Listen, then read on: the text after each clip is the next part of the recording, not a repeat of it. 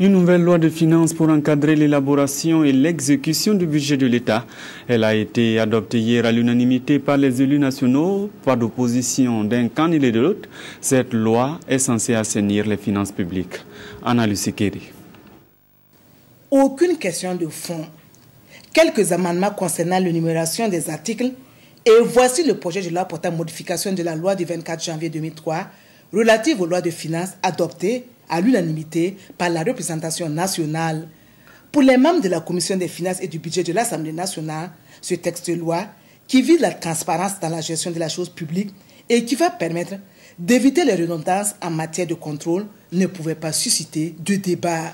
Ce qui est allégé au niveau du contrôle financier va se reporter au niveau donc des ordonnateurs et des administrateurs de crédit. Et ça nous fait gagner du temps. Au lieu d'un délai moyen, quand on dit un délai moyen, ça dit que des fois on va aller plus loin que 67 jours, comme moins que 67 jours. Mais aujourd'hui, en termes de moyenne, on sera à 27 jours. Vraiment, c'est une performance.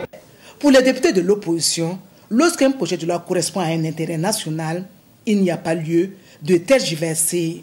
Que ce soit le budget de l'État, que ce soit le budget des communes, que ce soit le budget des établissements publics, il y a quand même un certain nombre de lourdeurs qu'on a observées.